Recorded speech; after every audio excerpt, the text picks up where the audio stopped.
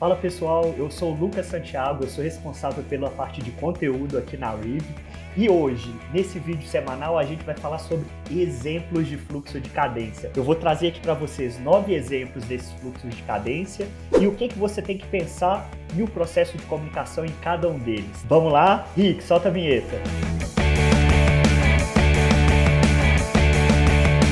Pessoal, se vocês não querem perder nenhum conteúdo que a gente lança aqui, seja os nossos webinars, sejam os nossos conteúdos ricos, e-book, playbook, seja também os nossos vídeos, não se esqueça de inscrever aqui no canal, tá bom? E se você, no decorrer do conteúdo, curtiu o vídeo, por favor, dá o feedback aqui pra gente. Isso é bom pra gente saber que a gente está no caminho certo.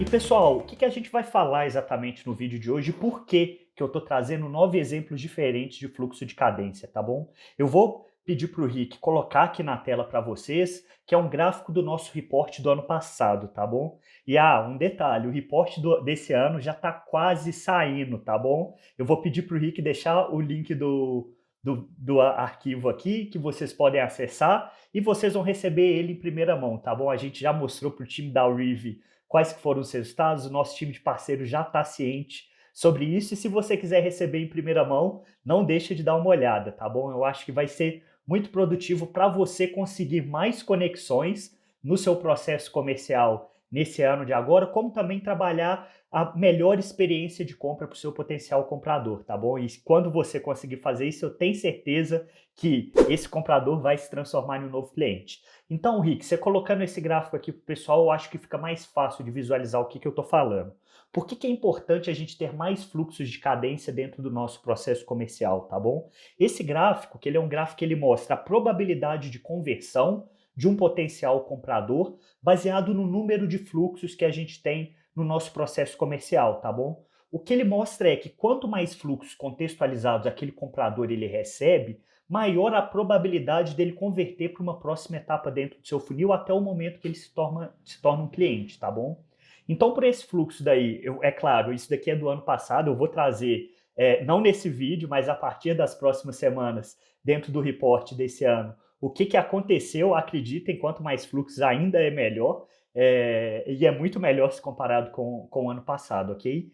Então, o que acontece? Se a gente conseguir contextualizar mais a nossa aplicação de fluxos, melhor vai ser a nossa conversão, ok? Ou seja, quanto mais eu coloco o comprador em experiências de compra diferentes de acordo com o perfil dele, maior a probabilidade dele se converter. Isso, de certa forma, é algo até intuitivo, porém muito ignorado dentro de vendas, tá bom, pessoal? Vamos pensar assim, o que acontece na grande maioria dos processos comerciais?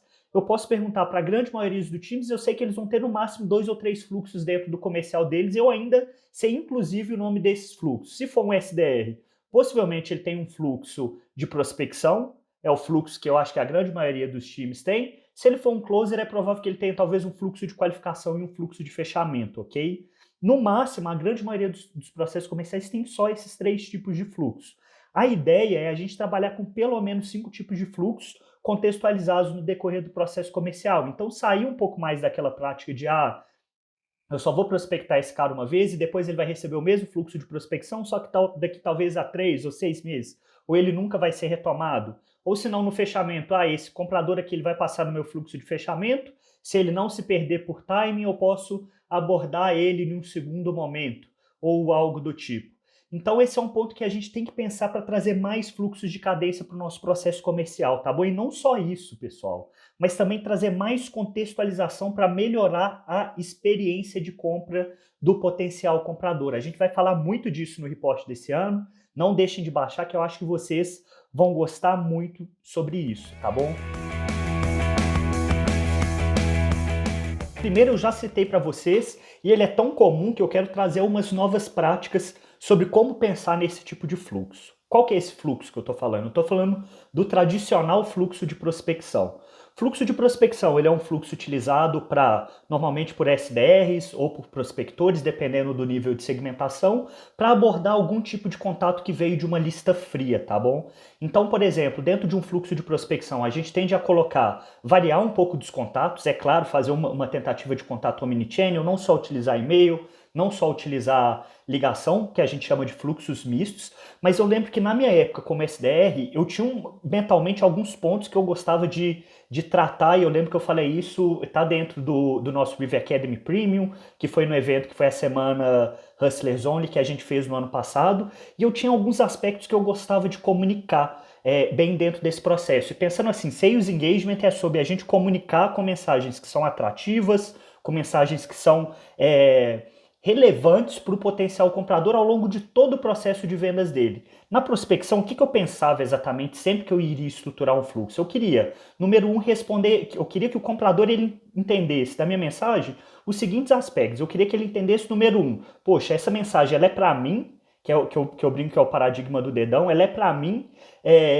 então, poxa, aquele comprador, a partir do momento que ele recebe aquela mensagem, ele tem que entender de antemão que aquilo ali é customizado para ele. Então você pode virar e falar tipo, poxa, isso daqui é para o cargo tal, se você é do cargo tal, se você utiliza a solução Y, a solução Z, se você entende um pouco desse aspecto demográfico daquele potencial comprador. Ou se não, tratar um pouco mais alguns elementos relacionados com o problema que aquele cargo pode enfrentar. Poxa, um gerente de vendas pode ter dificuldade em garantir que as tarefas do time dele estão todas sendo feitas da maneira mais ágil possível e o time está conseguindo cumprir isso. Seria um aspecto que eu tenderia a trazer. Ou seja, aqui eu não falaria tanto sobre um lado de produto, um lado de tecnologia, falaria um pouco mais focado no cenário do comprador. É claro que a gente tem que fazer isso no decorrer de todo o nosso processo, porém, na etapa de prospecção, a gente tem que, na grande maioria das vezes, eliminar aspectos correlacionados com o produto, tá bom? E eu tentava trazer, no decorrer do meu fluxo de prospecção, talvez não num primeiro e-mail, mas no e-mail sequente, ou numa comunicação do e-mail, comunicação geral do processo, pode ser uma ligação, contato via social, o seguinte ponto, poxa, isso daqui é para mim agora, eu tentava trazer algum aspecto de timing relacionado para aquele potencial comprador, que é direcionado junto com uma dor que ele está tendo. Pensa no spin, se eu estou trabalhando um problema ali, se eu sei os problemas claros que o meu comprador tem, eu tentava inflar esses problemas que é a implicação, né? Para garantir que ele tenha um pouquinho mais de time para vir conversar comigo agora. Então eu tenderia no decorrer do processo do fluxo de cadência, é claro, aí você pode brincar um pouco mais de levar isso mais para o meio, para o fundo do fluxo, tá bom? De tentar trabalhar esse aspecto que é relacionado, por que eu deveria conversar com você agora e não daqui a pouco? Que eu acho que era um ponto que eu tendia a trazer sempre na estruturação do meu fluxo. O segundo fluxo que eu quero falar aqui para vocês é um fluxo que ele é muito fácil de ser implementado, ele vai reduzir uma das principais dores que um time ele tem no total, no decorrer de todo o processo, mas principalmente os SDRs, que é o fluxo de confirmação. É um fluxo simples de ser estruturado, é um fluxo que normalmente ele nem tende a chegar nas etapas finais dos e-mails, nas primeiras interações, a gente já tende a garantir isso, até numa única ligação, que é você confirmar para aqueles potenciais compradores que responderam que querem participar de uma reunião com vocês, que você garanta que ele realmente vai participar daquela reunião. Nisso daqui, eu tenderia a comunicar com o cara cada vez mais uma oferta. E quando eu falo a oferta, eu não estou falando a oferta do produto, eu estou falando a oferta da reunião. Mostrar que a reunião que aquele potencial comprador vai participar vai ser produtiva, vai ser relevante para ele. Poxa, por que eu vou dedicar 30 minutos do seu tempo, 30 minutos, por que eu vou pedir para o comprador 30 minutos, 1 hora do tempo dele e não mostrar para ele por que aquilo ali é importante? Então, meu fluxo de confirmação era muito focado nisso, em comunicar, poxa, por que eu tenho que participar dessa reunião? O que eu vou aprender com ela? Então, aqui você já consegue trazer uma primeira comunicação consultiva, e Sales Engagement é sobre ser consultivo em todos os canais, no seu processo de interação com o potencial comprador. Essa é a utilização do fluxo de confirmação, tá bom? Mas é claro, nem sempre os fluxos de confirmação eles vão conseguir fazer com que o comprador ele consiga ir naquele momento. E às vezes você vai ter que retomar esse contato no decorrer do seu processo comercial. E pessoal, não negligenciem a retomada.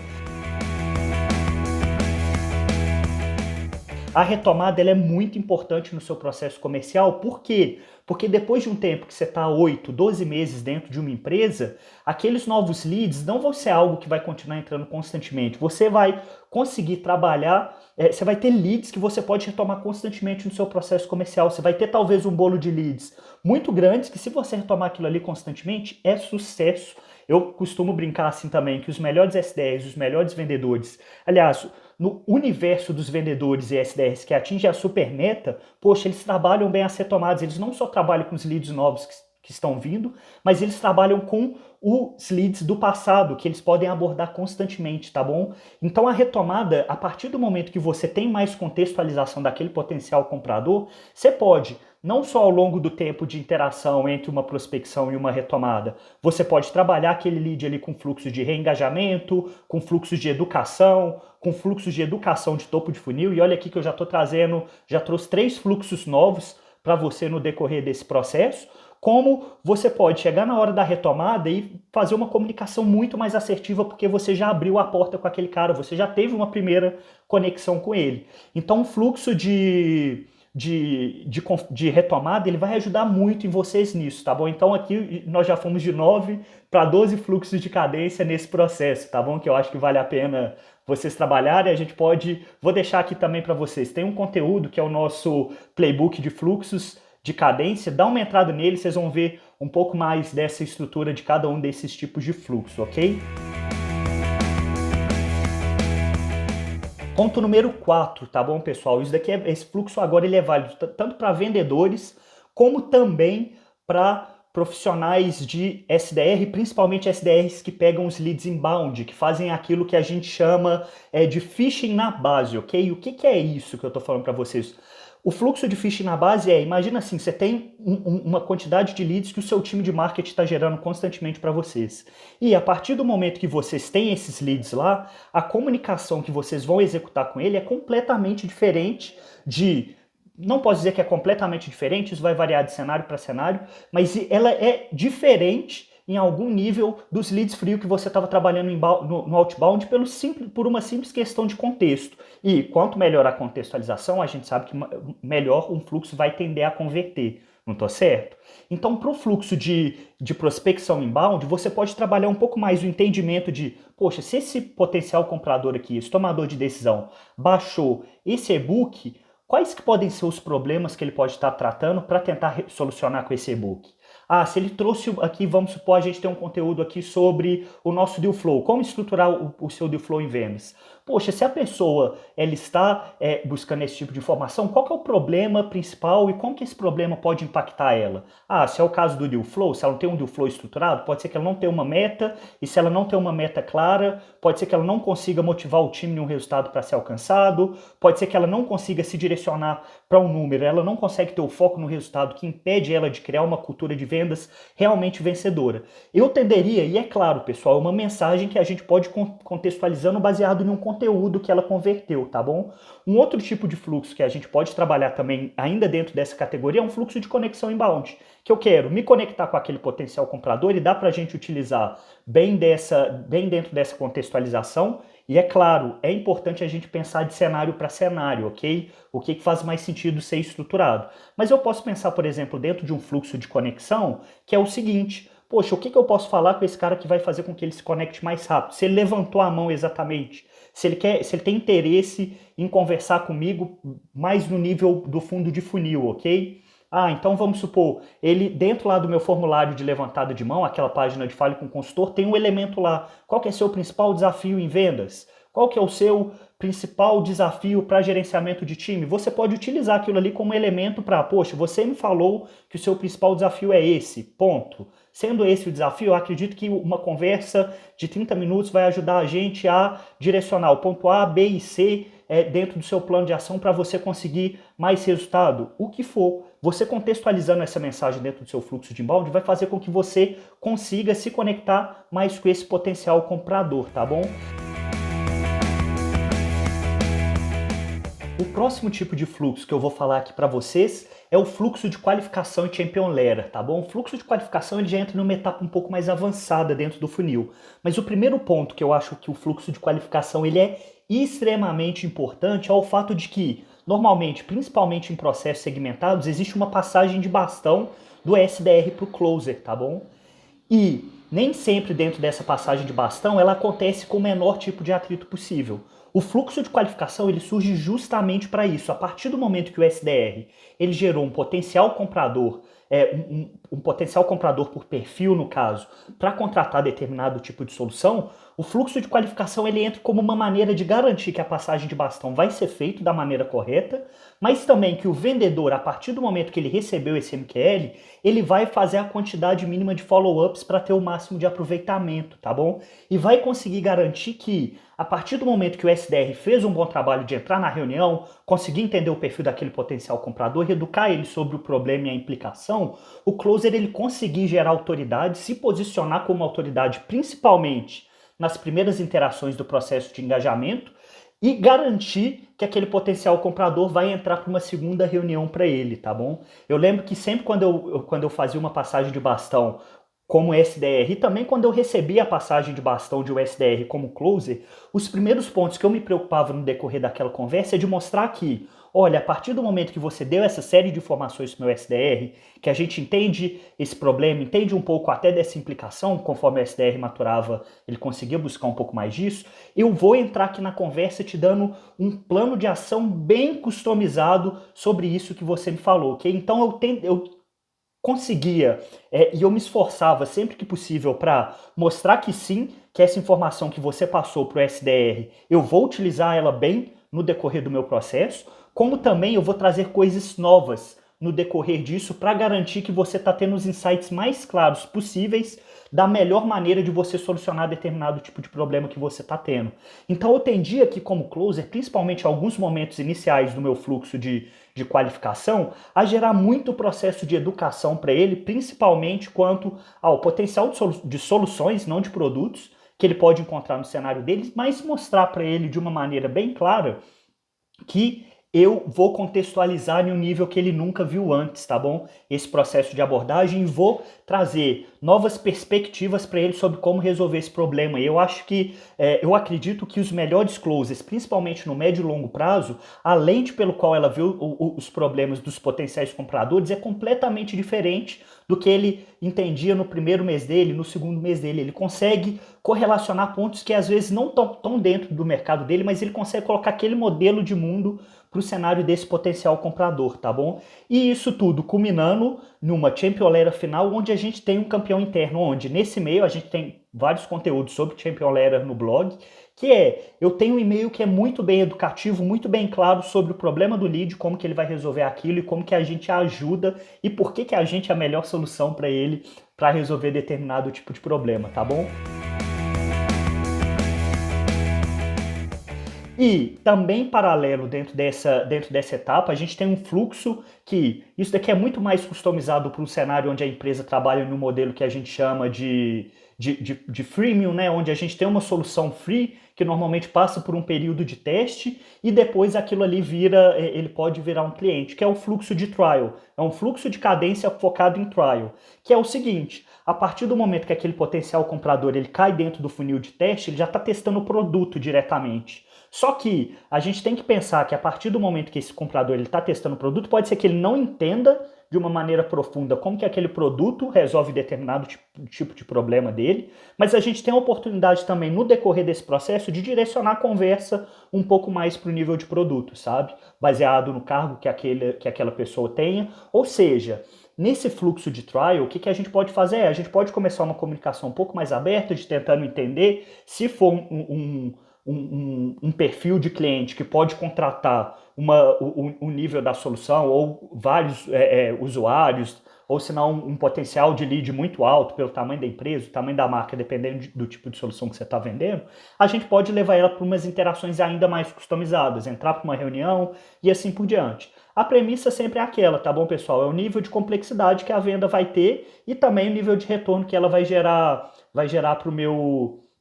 para a minha empresa. Poxa, se é uma empresa muito grande, pode ser que eu tenha que ter um contato mais relacional. Tem um ticket, pelo fato de ter um ticket mais alto. Ah, não, é uma empresa mais com modalidade de venda transacional, pelo tipo de produto que eu vendo, pelo tipo de perfil do cliente. Poxa, então eu faço interações mais rápidas, mais educativas, mas ainda assim bem contextualizadas para o cenário do potencial comprador, ok? Vamos garantir isso para você conseguir ter o maior aproveitamento de leads no seu processo comercial, ok? Já o próximo exemplo de fluxo que eu vou falar aqui com vocês, ele é completamente diferente de um fluxo transacional, tá bom? Que é para uma venda com venda especificamente para serviços com alto ticket médio. Por que eu customizei para vendas de serviço e com alto ticket médio? Eu sei que muitas das empresas que vendem consultoria caem dentro dessa categoria, então acho que vale um fluxo à parte para elas de como você pensar isso, que é criar e-mails que são, a partir do momento que o serviço ele tem alguns aspectos intangíveis, construir fluxos de cadência que são bem customizados para esse cenário, ok? É claro, você pode no médio e no longo prazo chegar em fluxos que sigam uma estrutura mais ou menos parecida, mas que ainda são customizados. Mas para serviços com alto ticket médio especificamente, e você trabalha ou talvez com um público muito limitado, você pode fazer fluxos que são muito educativos para a dor dele. Pode ser que você trabalhe com uma produção de conteúdo que é bem customizado para alguns dos cenários, e você pode utilizar esses próprios conteúdos como uma mini referência para você criar esses templates de e-mail educativo, para você conseguir se diferenciar e conversar com o público com, digamos assim, com um valor de potencial de LTV, com valor de potencial de retorno muito mais alto, ok? Poxa, vendas one shot acima de 100 mil, é difícil dar um valor específico assim, mas com certeza acima de 60 mil a gente já está entrando dentro dessa categoria de alto ticket, tá bom? Com certeza.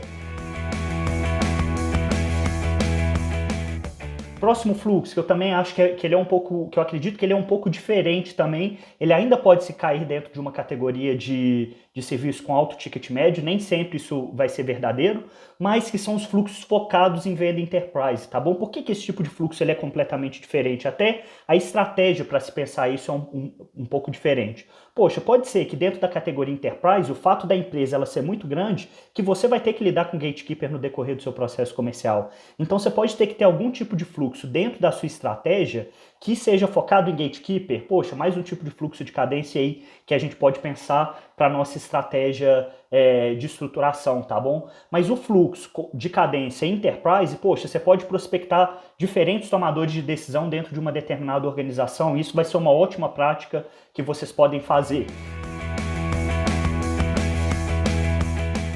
E que já entra também no último tipo de fluxo, que é o fluxo de cadência para ABS, tá bom? Para Account Based Sales, que são aquelas vendas baseadas em contas, tá bom? Onde eu tenho pelo menos de 3 a 5 tomadores de decisão que eles vão receber um determinado tipo de fluxo, ou eles vão receber fluxos diferentes dentro de uma mesma organização. Ou seja, eu tenho a organização A e eu tenho 5 tomadores de decisão diferentes. Eu tenho 5 fluxos, um fluxo para cada tomador de decisão dentro dessa mesma organização, e eu vou customizando minha abordagem conforme eu vou lidar com esses potenciais compradores, ok? E pessoal, um alinhamento final aqui com vocês, um pouco de como que vocês podem pensar sobre esse fluxo de cadência. Vocês têm que entender o contexto de você e o contexto do potencial comprador, para dentro da estratégia de vocês, eu trouxe aqui quais que são, eu estou colocando que são 9 mais 3 fluxos de cadência, para vocês garantirem que vocês estão escolhendo os fluxos que mais vão impactar o processo comercial de vocês, tá bom?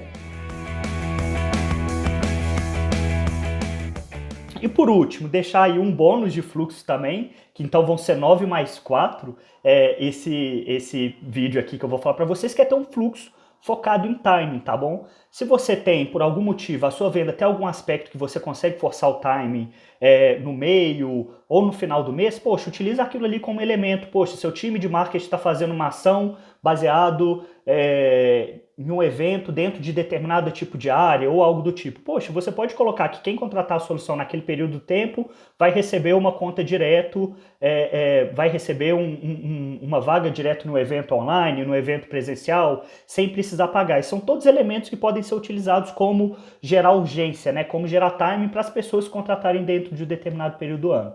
Pessoal, eu sou o Lucas. Se vocês gostaram do vídeo, não se esquecem de se inscrever, não se esquece de acionar o sininho, inscrevam no caso no canal, acione o sininho para receber os conteúdos em primeira mão na tela do celular de vocês.